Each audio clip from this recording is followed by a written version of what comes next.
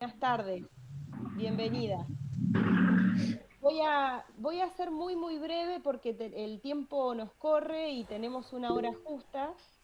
Eh, los saludo y las saludo a todos los compañeros y las compañeras de docentes que están ingresando. Rápidamente les comento que nos van a acompañar Soledad Menín, que es abogada especialista en el tema de jubilaciones. Ella ya se va a presentar eh, de otra manera, yo voy a ser muy rápida, y también le agradecemos muchísimo a Jaime, que Jaime Barcelona es de Adicus, del gremio de San Juan, y también es secretario gremial suplente en CONADU Histórica, así que gracias a él pudimos contactar con esta charla que para nosotros es muy importante y esperemos que sea una de las primeras que vamos a tener a lo largo del año sobre este y otros temas que nos interesan muchísimo. Ya corto con esto, vamos a tratar de grabar, estamos teniendo algunos problemitas técnicos, espero que se solucionen. Vamos a tratar de grabar la charla para subirla a la página de ADU y que esté disponible para todos y todas. Y también, si no funciona la grabación, vamos a tratar, la estamos grabando en el audio para después, de última, hacemos una desgrabación. Bueno, doy entonces pie a nuestros invitados. Bueno, yo empiezo, para mí un gusto estar presente. La verdad que la especialista es Soledad. Ella es una abogada en todo lo que es el tema previsional y ganancias junto con el hermano, muy buenos en el área, con mucho prestigio acá en San Juan. Así que los dejo con ella y espero que sea fructífero la charla. Muchas gracias por la invitación. Bueno, buenas tardes para todos. Gracias, Jaime, por la invitación, la iniciativa, María Emilia por la bienvenida y a todos los docentes que están en línea interesados en la charla. Voy a tratar de hacer una introducción contándoles en qué consisten los regímenes jubilatorios especiales para los docentes preuniversitarios y universitarios, y después estaría bueno, porque así me lo planteó Jaime, que pudieran hacer consultas, porque eso va a ser el disparador de otros temas de interés que puedan surgir. Como decía Jaime, trabajo con mi hermano Nicolás, nos desempeñamos en el derecho previsional, que tiene la particularidad de que se inicia siempre el trabajo a nivel administrativo, pero lamentablemente para corregir muchos errores que comete ANSES al aplicar la ley hay que acudir a la vía judicial. Y en el caso de los docentes no hay excepción. Hay que acudir a la vía judicial para corregir algunas cuestiones, como por ejemplo vinculadas al régimen de movilidad, vinculados al impuesto a las ganancias. Pero por suerte los tiempos se han acotado en la justicia y entonces las soluciones llegan un poquito más rápido. Bien, los docentes, ustedes lo saben mejor que nadie, los docentes se desempeñan en tareas que son determinantes de una vejez prematura. Nosotros acá, por lo menos en San Juan, cuando recibimos las consultas vemos muchas afecciones en las cuerdas vocales, problemas de tipo emocionales, porque estar frente al grado en las épocas que nos toca vivir durante la pandemia, post pandemia y antes también, es muy complejo. Y eso fue básicamente el justificativo a lo largo del tiempo para crear regímenes jubilatorios especiales, que se llaman así porque exigen requisitos de acceso a los beneficios diferentes a los que se exigen en los regímenes comunes. Si bien una vez implantados estos regímenes, que en principio datan de hace muchos años, hubo en la década del 90 un intento por derogarlos, esto primero por la vía judicial y luego por decretos nacionales que así lo establecieron, no pasó, no se derogaron, se reimplantaron y en definitiva están hoy vigentes. Bueno, ¿cuál es el régimen que regula a los docentes preuniversitarios? Que son los docentes de los colegios, por ejemplo acá en San Juan, el Central Universitario, la Escuela de Comercio, la previa al ingreso a la universidad. Se rigen por lo que dispone la ley 24.241 más el decreto 137 del año 2005. En el caso del docente universitario, rige la ley 26.508 y en el caso de los investigadores científicos y tecnológicos, el decreto 160. Vamos a ir analizando el primero de los casos. Esta normativa básicamente lo que hizo fue restablecer la vigencia de la ley 24.016, estableciendo que para jubilarse una mujer docente tenía que acreditar, y tiene aún hoy 57 años de edad, un varón 60 años de edad. En ambos casos, los servicios que se exigen son 25 años en la docencia, siempre y cuando 10 años de esos 25 se hubieran prestado frente al grado, o sea que en un cargo en el cual efectivamente se dicte clase frente a los alumnos. De lo contrario, de no llegar a estos 10 años, se van a exigir para acceder a este régimen especial 30 años en la docencia. Es el caso, por ejemplo, del director o la directora. Este es el requisito que se exige para acceder a la jubilación, que es uno de los 3 beneficios básicos que hay en estos regímenes. El otro beneficio es el del retiro por invalidez. Al retiro por invalidez, el docente, amparado en el decreto 137, va a acceder cuando se incapacita de forma total y absoluta a nivel intelectual o a nivel físico para el trabajo. ¿Y cuándo se considera que esto se ha producido? Cuando se demuestra una invalidez del 66%. Fíjense que aquí se hace muy notoria la diferencia entre el régimen especial con el general, porque mientras en el segundo caso al trabajador le exigen un requisito de aporte muy fuerte, como es tener alguna de estas 4 opciones, 30 años de aporte o 15 años de aporte más 12 meses dentro de los últimos 5 años o dentro de los últimos 3 años 30 meses de aporte o en los últimos 3 años 18 meses de aporte, al docente con que acredite que la invalidez se produjo estando en el ejercicio de sus tareas, se le permite el acceso al retiro por invalidez, aun cuando hubiera ingresado a su cargo así, habiendo pasado poquitos meses. El tercer beneficio, que es la pensión por muerte, tiene a su vez 2 divisiones, que es la pensión por muerte de un jubilado, de alguien que ya accedió al beneficio madre, o la pensión por muerte de un trabajador en actividad. En el último caso del trabajador en actividad, en cuanto a los servicios, se exige lo mismo que en el caso del retiro por invalidez. Se exige que el fallecimiento se hubiera producido estando en actividad, en funciones, él o la docente. En el caso del fallecimiento de un jubilado, bueno, la cosa es más simple. Ese beneficio docente, amparado por el decreto 137, pasa a los derechohabientes. ¿Quiénes son derechohabientes para el régimen especial de los docentes? Bueno, los mismos que los que se aplica para la ley general, porque en esta parte se remite a la ley 24.241. Viuda, viudo, conviviente, de igual o distinto sexo, demostrando un periodo mínimo de convivencia, hijos hasta los 18 años de edad o hijos que padezcan incapacidad y que hayan dependido del causante al momento de incapacitarse, de morir o de cumplir los 18 años de edad. Bien, estos son los requisitos para el acceso. Fíjense cómo en todos los casos hay diferencias respecto del régimen general. Una cosa más, que es muy importante. Es totalmente incompatible el goce de estos beneficios, sobre todo en el caso del retiro por invalidez y la jubilación, voy a hablar, con la percepción de sueldo.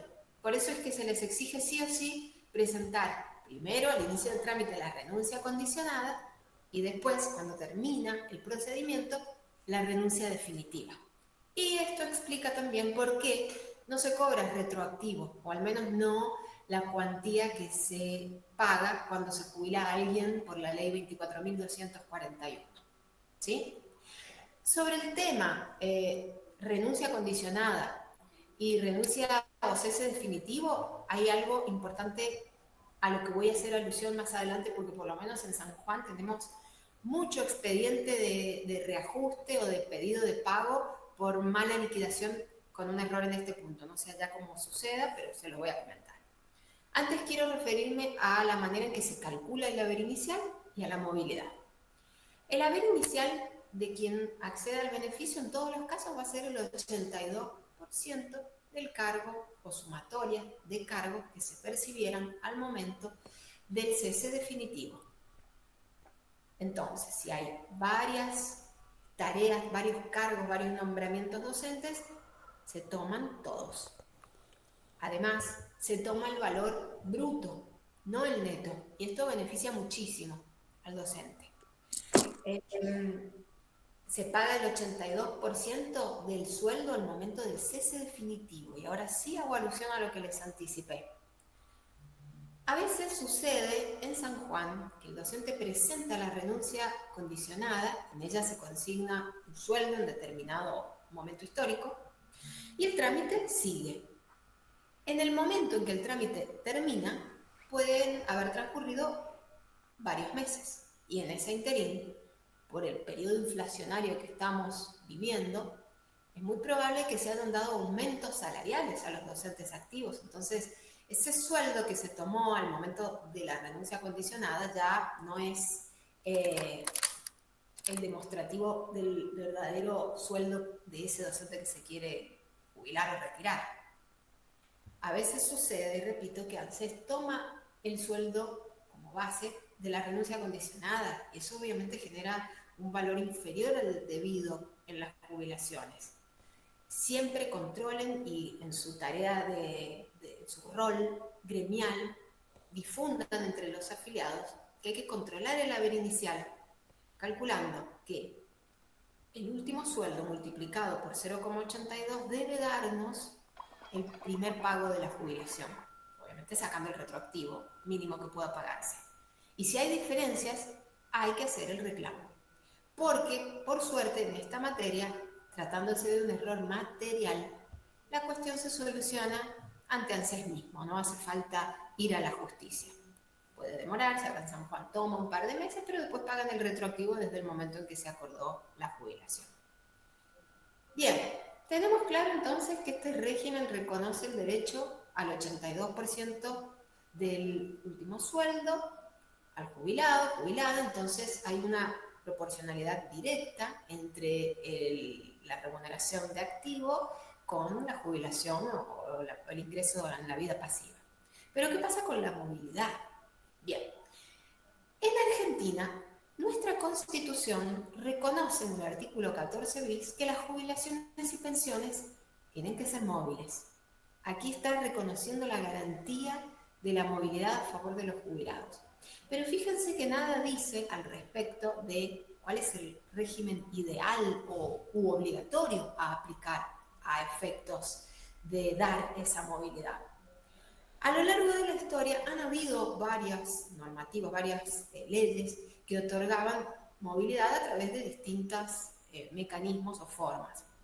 En determinada época, al docente se le ha reconocido el 82% móvil, significando esto que cada vez que hubiera un aumento de sueldo para aquel cargo que desempeñó y que dio origen al haber inicial de la jubilación, se iba a producir un ajuste en esa jubilación o beneficio, de modo tal que se respetara la proporcionalidad. Eso, hoy, en Argentina, nuestra legislación no lo contempla, porque el sistema de movilidad que tienen estos docentes es a través de un índice que mide cómo van variando las remuneraciones imponibles de los docentes. Es el famoso índice RIPDOC. A partir del año pasado se aplica de modo trimestral. Pero yo sé que sobre todo en los últimos años, en donde la inflación tuvo una escalada muy profunda, RIPDOC ha dado resultados muy desfavorables para este sector. Y ahí viene la pregunta respecto a la posibilidad de buscar otro sistema de movilidad. A esta pregunta me voy a referir un poquito más adelante.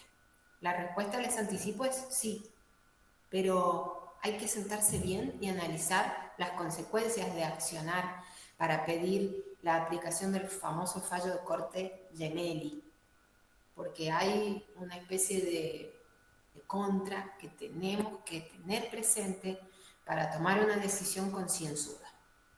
Bien, vamos a hablar acerca de lo que ocurre con los docentes universitarios que tienen su ley especial, pero la verdad es que la normativa es muy parecida, la base es prácticamente la misma.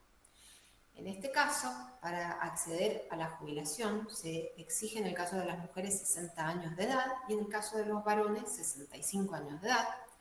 En ambos supuestos con la chance de trabajar 5 años más por encima de los 65, o sea que si así lo desean, pueden trabajar hasta los 70.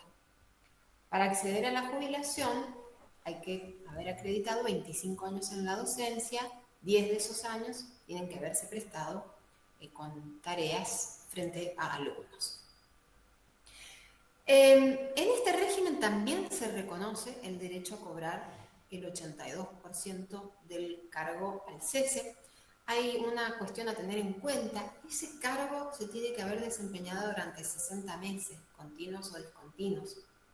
Un poco para evitar esta maniobra que, por lo menos acá en San Juan, la hemos visto, de que en el último año uno toma más horas o pide un radio más alejado para incrementar el sueldo y así retirarnos con un beneficio un poco más cuantioso. Pero bueno, acá hay que acreditar ese tiempo mínimo de espera.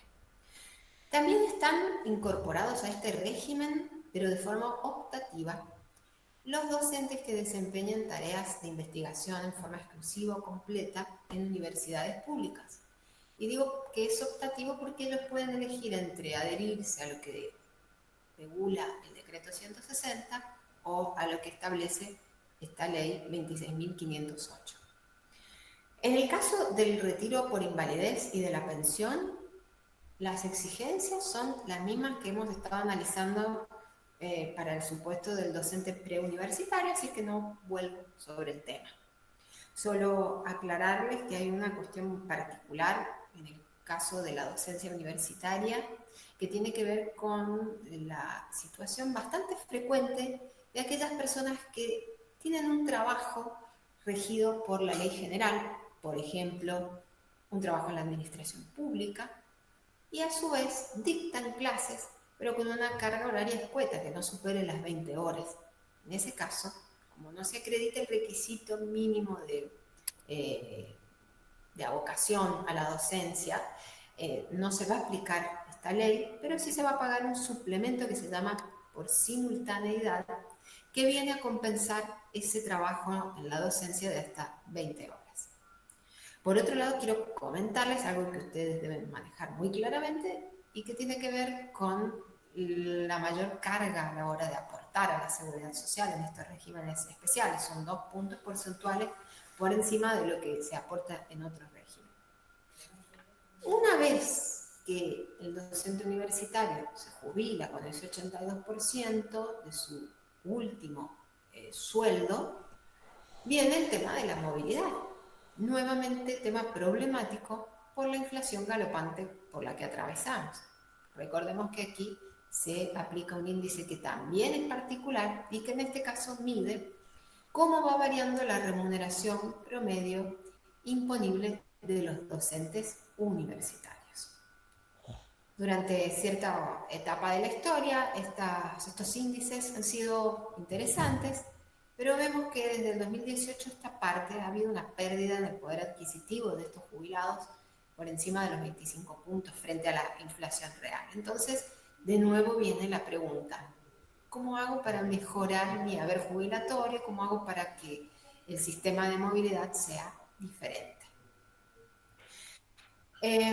Finalmente, creo que no está incluido en el temario, pero vale la pena hablar acerca de los investigadores científicos y tecnológicos, mencionar básicamente que ellos, por decreto 160, están enumerados quiénes son aquellos investigadores que, desempeñándose en los institutos nacionales que la normativa enumera o en universidades públicas estatales con dedicación exclusiva a la investigación, tienen derecho entonces a un 82% del sueldo que tuvieran, siempre y cuando cumplieran el requisito de 60 años las mujeres, 65 años de edad los varones, 30 años de servicios en total, siempre y cuando 15 de esos 30 años se hubieran trabajado en tareas específicamente de investigación o dirección de investigaciones de forma continua, o si es de manera discontinua, 20 años.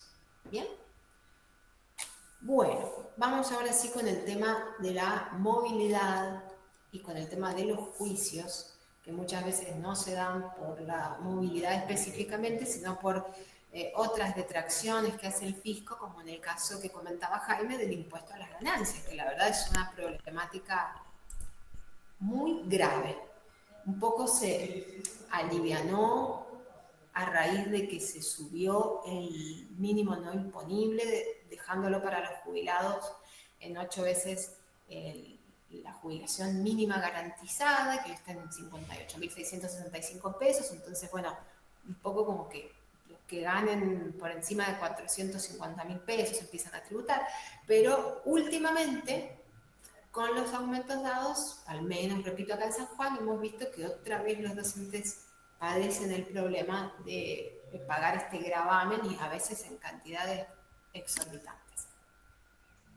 Los regímenes de movilidad se pueden atacar, se pueden pedir sean anulados y pedir que sean reemplazados por aquellos sistemas de movilidad en donde se garantice una proporción directa entre el sueldo de actividad actualizado y el beneficio previsional.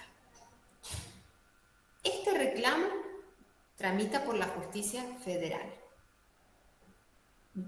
Se lleva a juicio a la ANSES y se tramita a través de un juicio que se llama juicio ordinario. ¿Bien? Primero se hace una presentación en ANSES en donde se plantean todos los extremos que se quieren solicitar. ANSES siempre deniega esa solicitud y eso nos habilita a presentar la demanda ordinaria en 90 días en la justicia federal. Y hay fallos de corte que van a permitir o que le van a dar la razón al jubilado o jubilada que accione. Por ejemplo, el famoso fallo Gemelli. Pero hay cuestiones a tener en cuenta. Y tienen que ver con la práctica, con la manera en que en la realidad ese sistema de movilidad se va a aplicar. Repasemos, porque la verdad que tiene lógica el problema con estos juicios. Nosotros le estamos diciendo al juez que el sistema de movilidad general de RIPDOC o RIPDOC-1 no es suficiente, que nos perjudica y que vamos a demostrar que aplicando el 82% de la remuneración que va teniendo el docente que ocupa el cargo que teníamos al momento del cese, vamos a cobrar más plata. Y acá radica el kit de la cuestión. Tenemos que demostrarle eso al juez. ¿Cuánto cobra el activo? ¿Cuánto estoy cobrando yo como retirado? ¿Qué diferencia hay? Y si hay diferencia, pedir que me lo abonen. El problema, por lo menos lo veo en la jurisdicción en la cual me desempeño, en la jurisdicción de Mendoza. El problema es el siguiente, pero ocurre en los demás juzgados y cámaras. El docente se presenta con un haber que viene teniendo su actualización en base a RIPDOC o RIPDOC-1.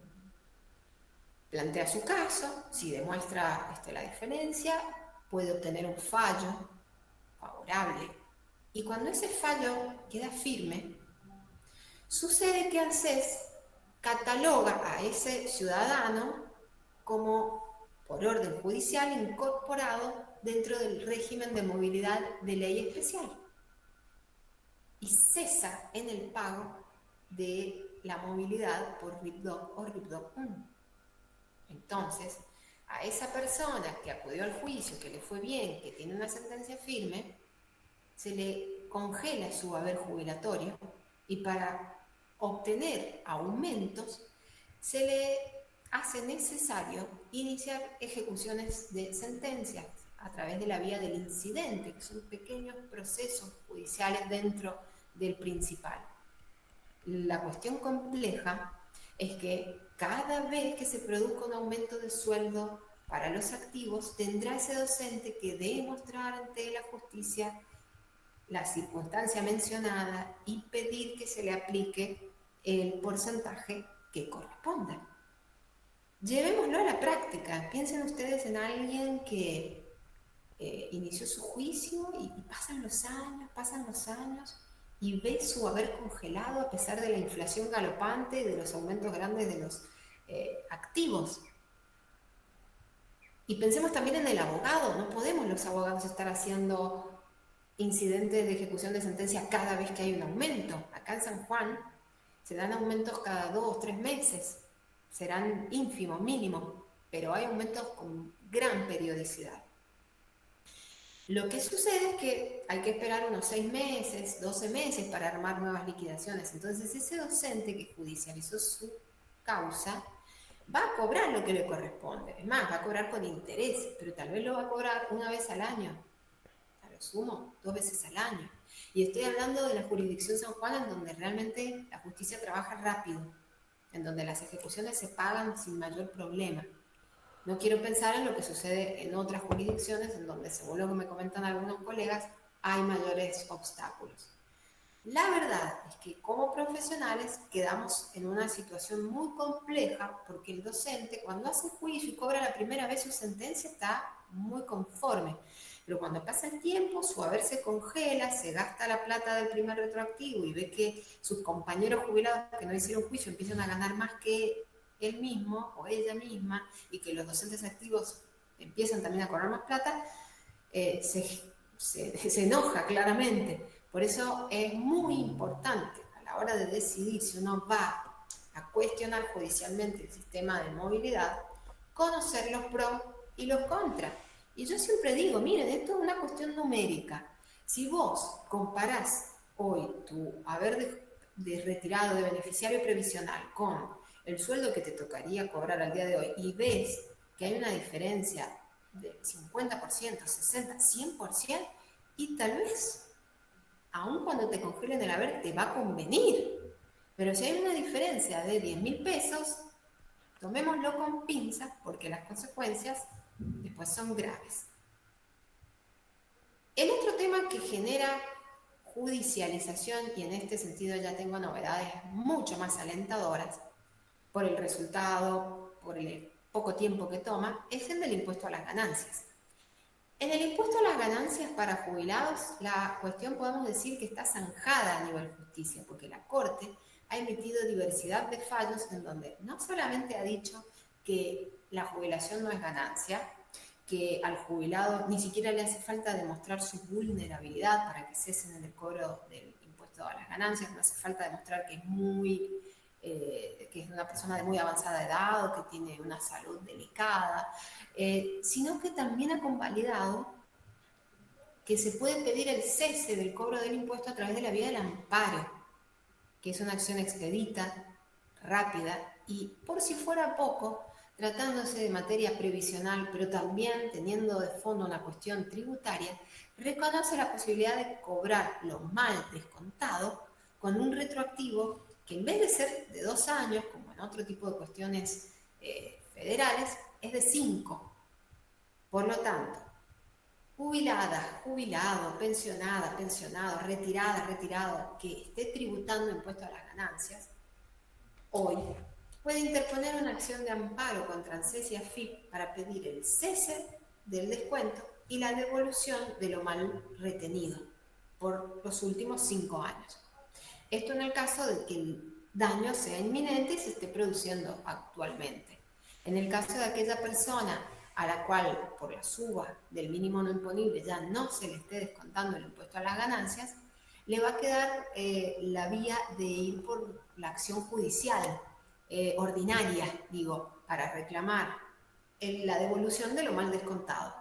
¿Sí? O sea, por la vía del amparo solo puede pedirse el cese del descuento cuando actualmente te practican la retención. Si vos pagabas el año pasado y este año ya no pagás, podés pedir que te devuelvan lo mal descontado, pero a través de la vía ordinaria, que toma un poco más de tiempo.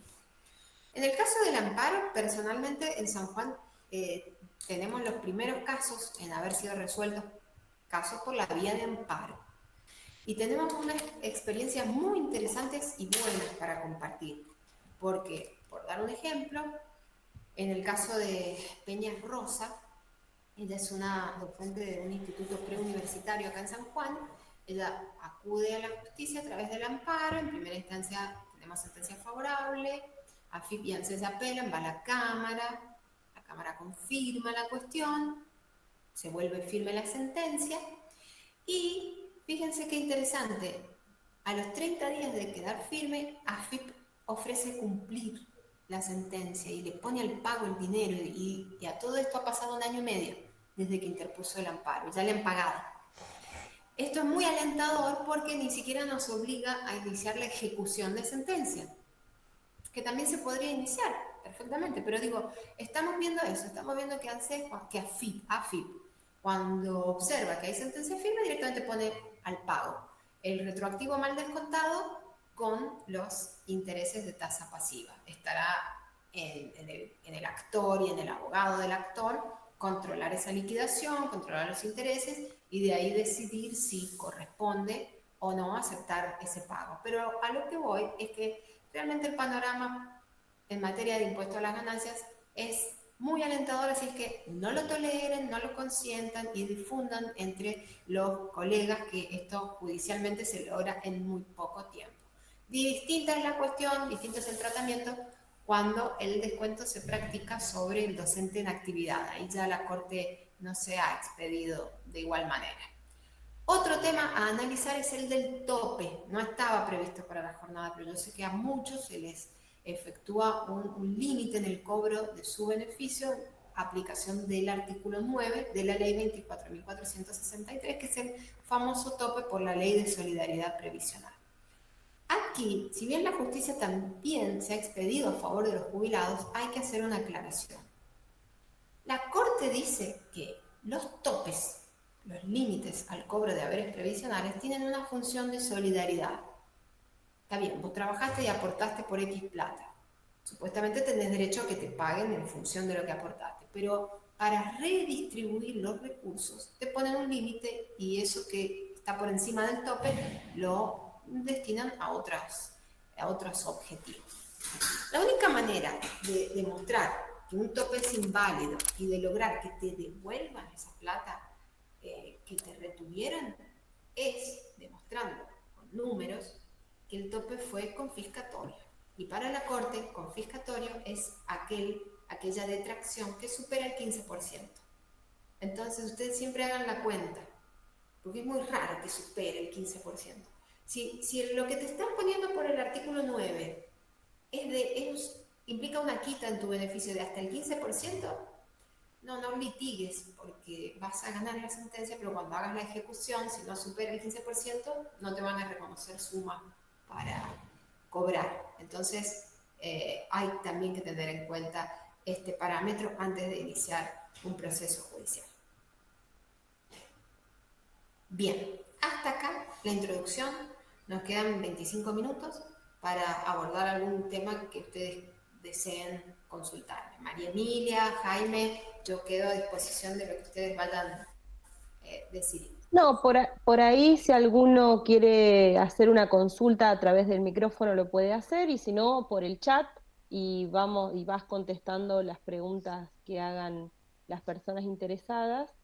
Quiero avisar que por las dudas, como estos Meet se cortan, en un ratito vamos a dejar, por si se llega a extender y nos dice que tenemos que cortar, vamos a dejar en el chat de afiliados el nuevo enlace para entrar, pero sabemos que tenemos un tiempo acotado, o sea, no es que vamos a poder hacer preguntas y vos no vas a poder responder todo hoy, así que bueno, eso Sí, tenemos de que igual decir. modo, María Emilia, yo había conversado con Jaime que por cuestiones personales mías, yo hasta las 14 estoy disponible. Igualmente, si surgiera alguna consulta fuera de lo que es la reunión, Jaime puede dejarles mi celular y yo con gusto le contestaré con un audio a cada uno. Bueno, los invitamos y las invitamos a que hagan alguna consulta si quieren a través del micrófono o por el chat. Hola, ¿qué tal? Bueno, primero celebro la reunión, me parece que se la debía gremialmente y bueno, y además algunos ya hemos pedido también que se cree alguna secretaría de previsión, tendríamos que pensar en esa posibilidad, además porque bueno, quienes queremos seguir aportando al gremio también lo podemos hacer, pero bueno, ya es una cuestión interna nuestra. Una consulta que quería hacerte, Soledad, primero, bueno, agradecerte la exposición, es ¿qué diferencia hay si uno se jubila como docente o como investigador? Porque si no tenés X cantidad de años como investigador, no te podés jubilar si tenés dedicación exclusiva. Tenés que ir al régimen de jubilarte como docente. ¿Cuál sería la diferencia en ese caso? El investigador cobra el 85% de su cargo, de su sueldo. En el caso del docente es el 82%. Esa es una diferencia. A su vez, el tema de la movilidad. Acuérdate que siendo docente universitario tenés la aplicación de RIPDOC 1. Siempre recordemos también la posibilidad que existe y que se da en la práctica, no con el investigador que cumple tareas con dedicación exclusiva, pero sí con el docente que presta tareas, por ejemplo, como docente universitario y como docente preuniversitario. Ahí se produce un mix de servicios en el que se aplican dos regímenes que son especiales y que si bien reconocen el derecho al 82% del sueldo al momento del cese en los dos regímenes, no se aplican sobre la totalidad de los sueldos. A ver, lo explico con un ejemplo. Una persona dando clases en una universidad gana 200.000 pesos.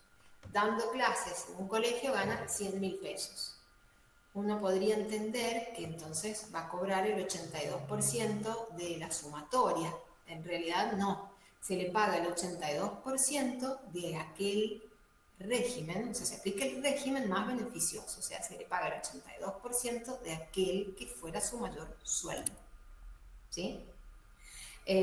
Como comenté anteriormente, en el caso de una persona que tuviera trabajo regulado por la Ley General 24.241 y a su vez trabajo como docente, ¿cómo se calcula el haber inicial? Bueno, ahí ANSES aplica el sistema más beneficioso, o sea, por un lado aplica la Ley 24.241 y entonces toma el promedio de los 120 últimos sueldos, sumando la docencia y el trabajo, Ley 24.241, le aplica los parámetros para calcular el haber de una jubilación ley general, o sea, promedio de los últimos 120 sueldos actualizados, multiplicado por 1,5, multiplicado por la cantidad de años de aportes antes y después de julio del 94, y eso nos da un haber. Por otro lado, se calcula el 82% del sueldo exclusivamente docente, y eso nos da otro haber. Después se hace una comparación y el que resulte más beneficioso es el que se va a pagar.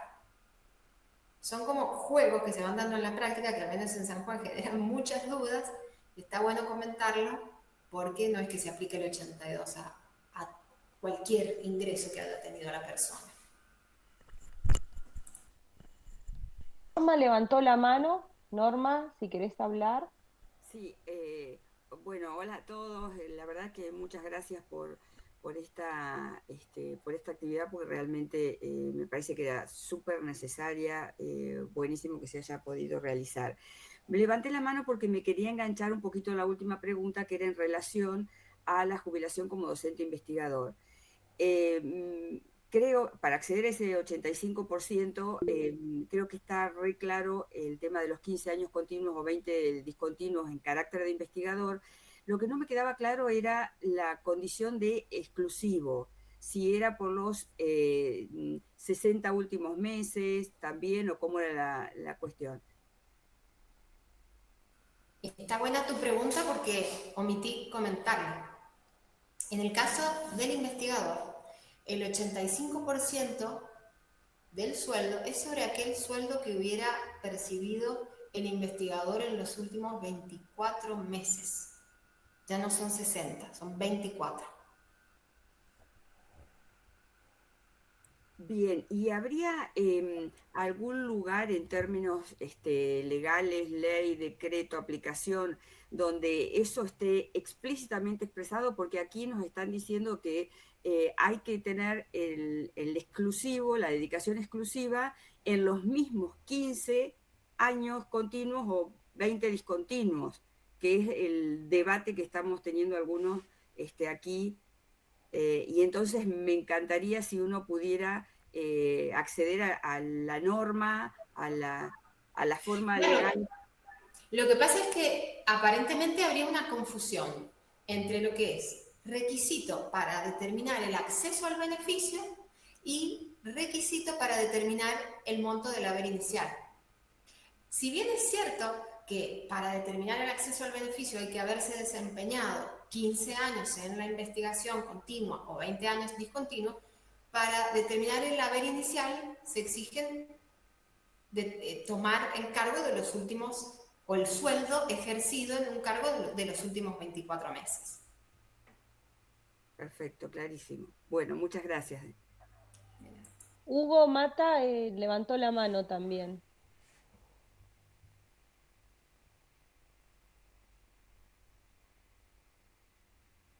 Hugo. Perdón, no podía conectar el... Ah, está bien. Mi caso, como yo no tuve dedicación exclusiva durante mucho tiempo, tengo aportes como autónomo. ¿Qué pasaría en base a las averiguaciones que hice? El cargo docente inicial, que es un simple, tiene una antigüedad superior por 1 año al aporte de autónomo. En ese caso, la jubilación se tomaría como base lo que sería, digamos, aportes de la universidad y no los privados. Perdón que ando con alergia.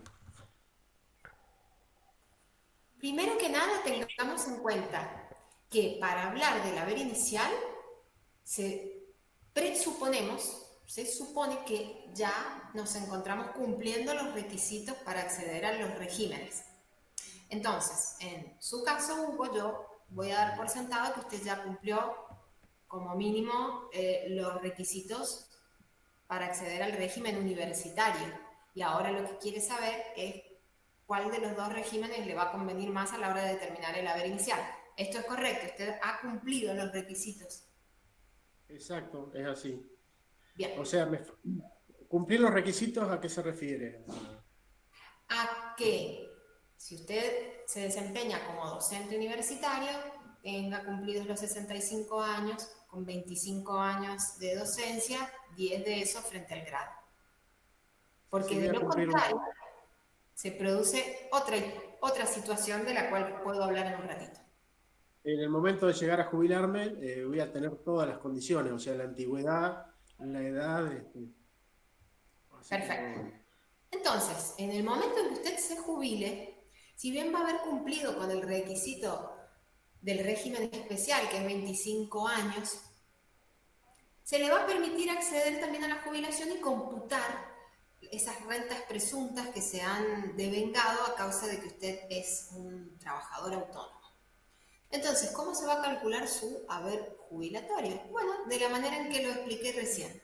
Por un lado, ANSES va a sacar el promedio de sus últimas 120 rentas presuntas en base a su categoría de autónomo, lo va a multiplicar por 1,5 y luego por la cantidad de años de aporte que tenga. Y por otro lado va a sacar el 82% de su sueldo exclusivamente como docente universitario. Se va a calcular cuál es la diferencia entre ambos regímenes y se le va a aplicar el régimen que le dé a usted una jubilación más alta. Ah, correcto. Sí, yo el temor mío era que se promediara. Se va a promediar cuando hagan el cálculo según Ley 24241. Pero si este cálculo, Ley 24241, da menos plata que tomar el 82% de su sueldo docente, le van a aplicar el régimen docente. Siempre es el más favorable. Bueno, muchas gracias. No los quiero distraer más con algo particular. De nada. Gracias. Carmen había levantado la mano. Carmen Cantera. ¿Puede ser?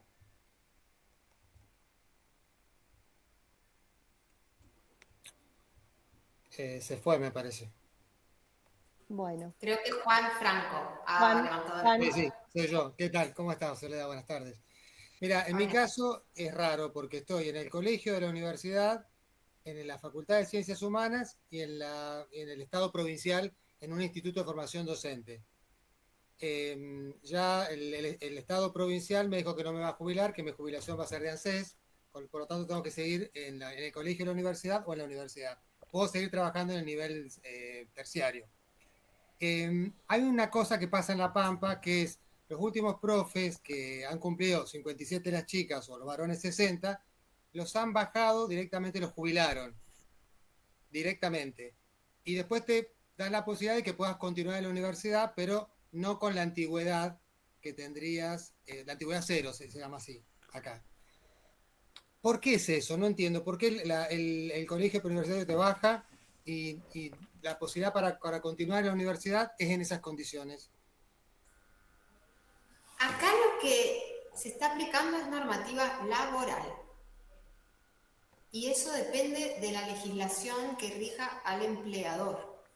Si es trabajo provincial, será una ley dictada por la provincia. Si es trabajo nacional, será la legislación que rija la universidad. Pero el empleador tiene una potestad por sobre sus empleados cuando ellos cumplen los requisitos mínimos para acceder a la jubilación.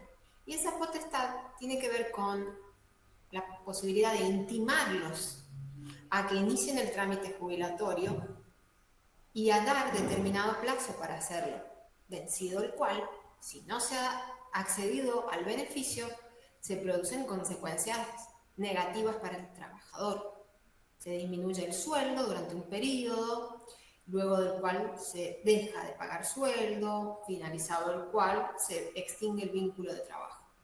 Pero en este sentido, no puedo hablar de forma general porque desconozco cuál es la normativa que rige a este empleador.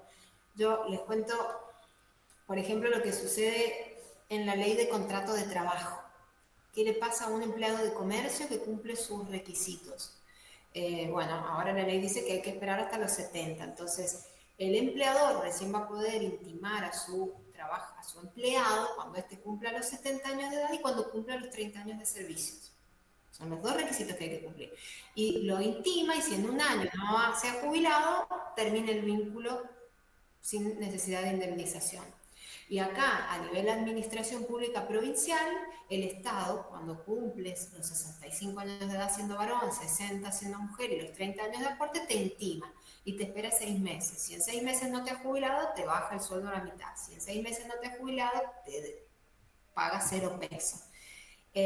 Habría que analizar cuál es la legislación que rige en tu jurisdicción, pero claramente me parece inconstitucional que puedan de prepo iniciar una jubilación, porque es un acto personal. La única facultad que tiene el empleador es intimar a iniciar el trámite. Bueno, de hecho, por ejemplo, Chiqui Cantera, que es la que estaba antes que yo, ella tuvo una intimación de la facultad, de la universidad, para jubilarse prontamente en el colegio de la universidad. Y luego tendrá que decidir qué quería hacer. En mi caso va a ser prontamente el mismo. Bueno, que te intimen es correcto. Ojo, cuando ustedes reciban intimaciones, tienen la facultad de cuestionarlas, de impugnarlas, porque solo te pueden intimar si tenés todos los requisitos cumplidos. A veces acá vemos que cumplieron los 65 años de edad, los 60 las mujeres y los intiman. Ay, total hay una moratoria, si no tenés todos los años podés comprarlos. Pero ahí ya no se da el requisito completo, porque faltan aportes. Entonces, ¿qué debe hacer en ese caso el trabajador? Con una carta documento, un telegrama, impugnar esa intimación. Y en ese caso no surte efecto. Bueno, gracias. De nada. Hay dos personas que están levantado la mano, Ana Rodríguez, y 2 del chat. Y tenemos 10 minutitos para que no se nos salga, digamos, Meet. No sé si quieren, no sé cómo estás de tiempo, largamos el otro enlace o no, eso depende de vos, Sole. Yo realmente fue uno de los temas que le comenté a Jaime de mis tiempos. Bien. Pienso que aprovechemos estos 10 minutos para hablar de temas y si falta tiempo, de verdad que me pueden enviar un audio a mi celular personal y lo voy a contestar. Perfecto. Ana, te escuchamos. Bueno, buenas tardes. Muchas gracias, Soledad. Muchas gracias a la organización de la ADU de esta actividad. Hago 2 preguntas cortitas en relación con docentes investigadoras. La pregunta es, al momento de jubilarse, quien además posea un cargo simple ¿sí? Un cargo de dedicación exclusiva y un cargo simple. ¿La base es sobre el cargo exclusivo o hay sumatoria de los dos cargos? Y en relación también con esa cuestión, con la cuestión de la jubilación de investigadores y el 85% móvil, no me quedó claro el régimen de la movilidad del investigador. ¿Es la misma que jubilarse como docente? Esas son mis preguntas. Si los dos cargos son trabajados en el ámbito de la investigación, el simple y el completo, entonces se paga el 85% de la sumatoria. Y en el caso de la movilidad, los investigadores tienen un sistema de movilidad proporcional a los aumentos.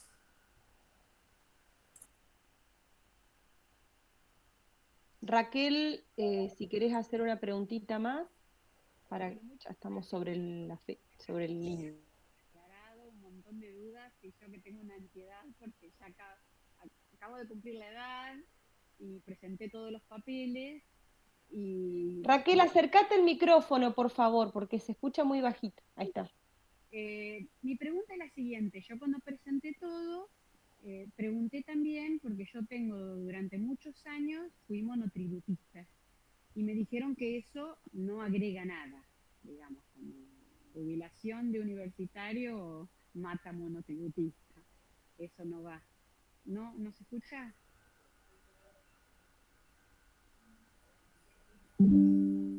Sí, se escucha. Raquel, ¿podés formular de nuevo la pregunta?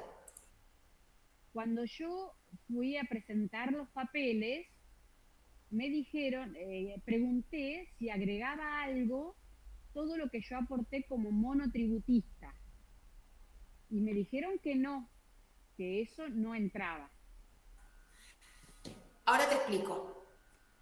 El monotributista es un trabajador independiente a quien AFIP le endilga rentas presuntas. O sea, si vos sos categoría A, es porque AFIP piensa que vos tenés una ganancia, una renta de tanta plata. AFIP presume que vos por mes, como independiente monotributista, ganás esa plata.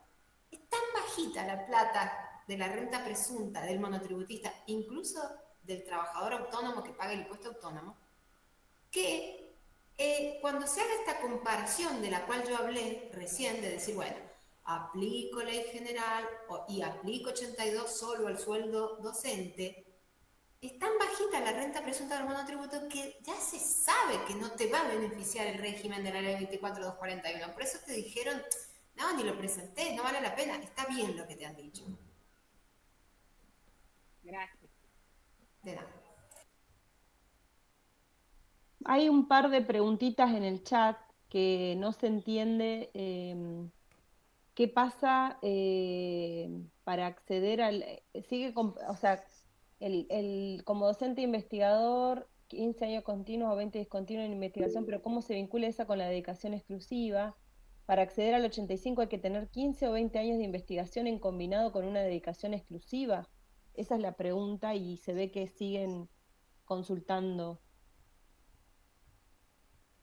A ver, para tener el acceso al 85%, tienes que tener 30 años de aporte en general y de esos 30 años tienes que demostrar que has trabajado 15 años de manera continua investigando de forma exclusiva. ¿Dónde? En alguno de los institutos del INTA, CONICET, el Instituto del Agua o en una universidad pública, investigando de forma exclusiva. Y si no los tenés 15 continuos, te piden un poco más de años. 20 años de investigación discontinua a lo largo de tu vida. Sí, Cristina. Sí, no, yo le sumo a la inquietud, esos 15 años tienen que ser en un cargo titular exclusivo, porque eso le respondieron a una compañera mía, o porque en nuestro caso todos sabemos que hemos sido adjuntos investigadores y el cargo exclusivo tenés 5 años o 10 años, pero tiene que ser titular exclusivo. ¿Sí? La normativa dice que tiene que ser dedicación exclusiva, dedicación completa. Sí, perdón, pero no tenés que ser titular, podés ser, yo me jubilé como adjunta. Lo que importa es tener los años y que sea claro, exclusivo. perdón, no importa si sos asociada, adjunta o titular. Perfecto. no es la, está bien, y como investigadora, ¿te jubilaste adjunta? Bien. Hay otra preguntita por el chat de Delia, creo que es. En el caso de dos cargos en la misma facultad, ¿igualmente se comparan los dos haberes? Pregunta ella. No, porque ahí estamos hablando de dos cargos en la docencia universitaria. Por lo tanto, simplemente te suman esos dos sueldos y te pagan el 82%. ¿Cuándo se compara? Cuando tenés un mix de servicios en un régimen especial y ley general, o un régimen especial, decreto 137, y otro régimen especial, decreto 160 o ley 26.508. Bien. Los invitamos a los que quieran a seguir haciéndole consultas a Soledad, que nos brindó su teléfono tan amablemente. Nosotros nos escriben un correo y se lo enviamos de manera particular para que no sea difundido, digo, en el grupo de afiliados, porque por ahí hay gente que no está en la charla y no sabe de qué se trata ese teléfono. Así que nos escribe un correíto a ADU y nosotros se lo mandamos al celular de Soledad. Así le pueden hacer la pregunta. Bueno, creo que no hay ninguna otra pregunta más. Ya podemos cerrar. No sé si hay alguien quiere. Tenemos 2 minutitos. Hola. Perla. Sí, yo no sé si corresponde esta pregunta porque tengo entendido que todas son que se van a jubilar. Yo ya estoy jubilada, pero justo estoy jubilada como investigadora, tengo todo esto del 85% y bueno, y tengo ya todo resuelto estas situaciones. Lo único que no tengo resuelto y que justo empecé hoy es hacer deducciones de ganancias. Y resulta que cuando quiero hacer esas deducciones me dice que ponga el empleador. Claro, yo nunca... Perla, te voy a contestar con algo mucho más sencillo, aprovechando este último minuto. No gastes tiempo en hacer deducciones, no tenés que pagar impuestos a las ganancias. 0 pesos te tienen que descontar. Entonces, busca un abogado que te haga el amparo contra FIP, lo vas a ganar y te van a devolver lo mal descontado en los últimos 5 años. No gasten plata en hacer deducciones, es inválido y la Corte ya lo ha dicho muy claramente, el cobro de impuestos a las ganancias sobre el jubilado. Bien, bien, en realidad me están descontando mucho y estoy pagando mucho por la obra social, entonces yo quería deducir eso. Con más, pero a lo que voy es que no te tendrían que descontar ni 10 centavos y lo podés lograr con una acción judicial muy rápida, muy sencilla. Bueno, sí, está bien. No, está bien. Perdón, yo quiero cerrar, ya se nos va a cortar. Agradecemos muchísimo a Soledad, muchísimas gracias. La verdad que fue una charla muy, muy importante para todos nosotros y nosotras. Por favor, bueno, hago extensiva por supuesto a Jaime y por favor dejen sus consultas o escríbanos si quieren hacerle una pregunta particular a ella y trataremos de organizar otra vez este tipo de reuniones. Les agradecemos muchísimo a todos y a todas. Hasta que tengan buenas tardes. Muchas gracias, buenas tardes. Gracias, María, gracias Jaime y a todos los docentes que han estado presentes. Me quedo a disposición de cada uno.